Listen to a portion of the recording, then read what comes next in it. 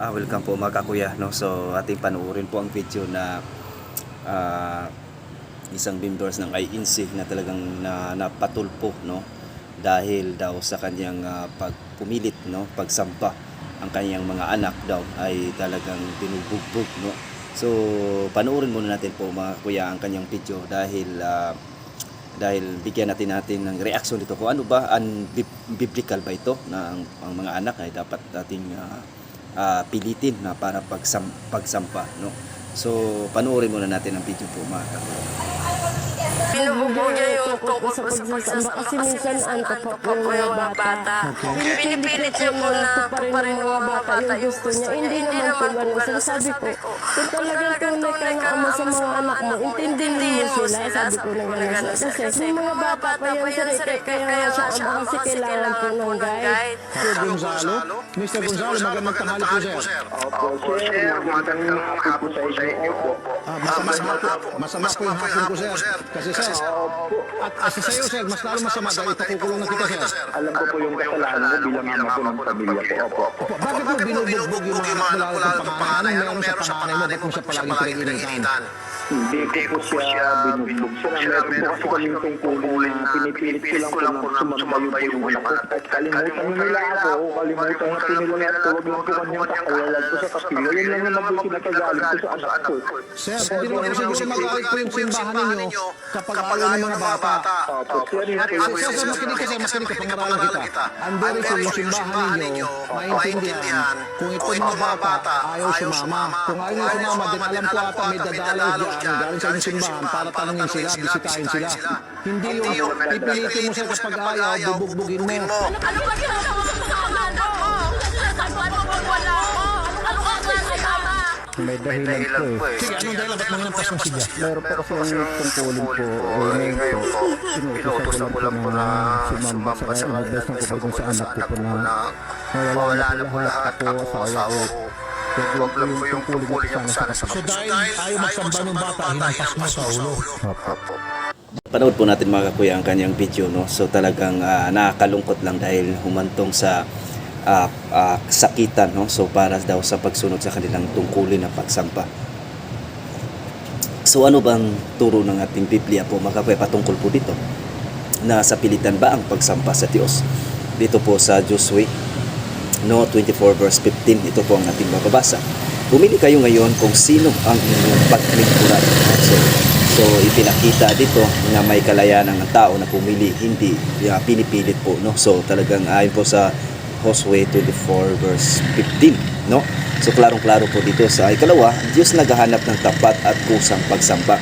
Ibig sabihin, hindi ang tao ang Diyos mismo, no? Ang tunay na sumamba ay sasamba sa Ama, sa Espiritu at katotohanan. Ayon po yan sa Juan 4 verse 23 hanggang 24. Hindi panlabas o sa pilitan kung mula sa loob, no? So ibig sabihin, hindi talaga sa pilitan po mga kakuya ang pagsampa, no, na sa Diyos, no mga kakuya, dahil hindi po yan turo ng ating Panginoong Hesukristo po mga kakuya, no? So talagang napakaganda ang ating topic natin po today po mga kakuya, na talagang ito ay nagbibigay aral din, hindi lang ito sa mga kaibayo natin sa pananampalataya, kundi sakop din ito sa ating mga binyagang Kristiyano, no?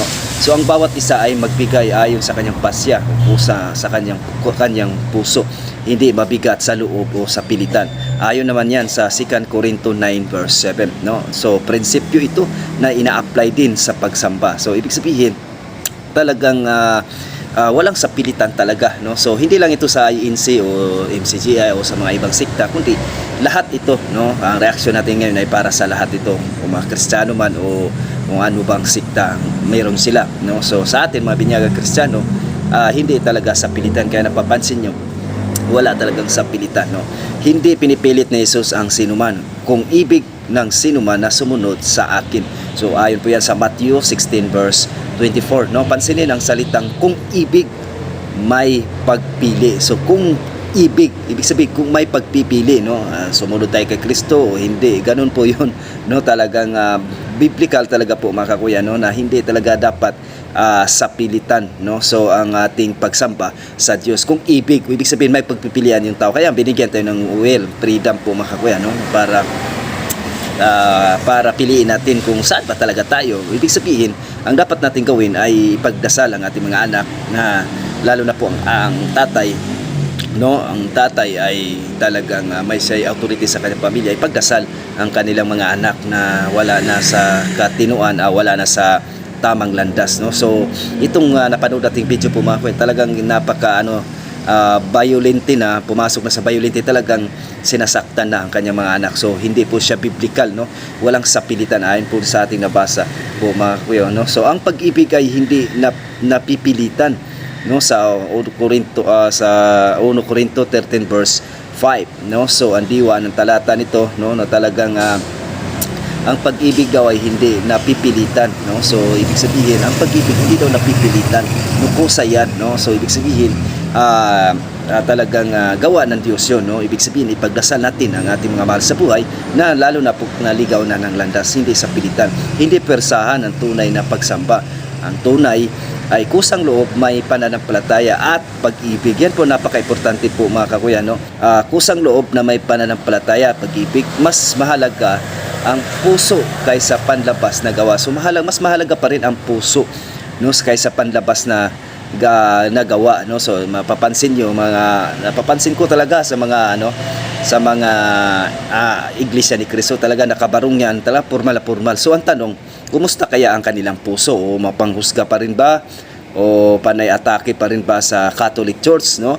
At imbes na ipanalangin, no, ang kanyang kapwa, panay husga pa rin ba? O yan ang dapat natin linisin, hindi yung panlabas, no. Hindi mahalaga ang puso, mas mahalaga ang puso kaysa panlabas po mga kakuya. So napakaganda ang ating aral natin po today po mga kakuya. Nawa na may napulot po tayo. So ulitin ko, walang sapilitan na pagsamba. Yan ay talagang kung binigay natin sa Diyos ang pag-ibig, no, ang tunay na pagsamba daw ay may puso na may pag-ibig, may tunay na pananampalataya, hindi po sa pilitan, no. So ang tamang disiplina daw, ipagdasal natin ang ating kapamilya, lalo po ang ating mga anak, lalo po naligaw po sila ng landas, hindi po saktan at hindi po gamitan ng pisikal, no, na talagang nakakalungkot sa ating napanood na video dahil humantong pa sila sa social media na talagang nakarating kay Mr. Tulfo, no. So pagdasal din natin, no, ang mga ganitong uri ng pagdisiplina para lang daw sa pagsamba. So nabiktima lang talaga sila dito dahil yan din ang turo naman sa kanilang mga ministro. Pero kung titingnan natin ang Biblia, wala talaga, unbiblical po mga ganong disiplina na sa pilitan ang pagsamba. So muli, maraming salamat at God bless po sa inyo mga kakuyang Rodeo Iglesia. Maraming salamat at good morning po sa ating lahat.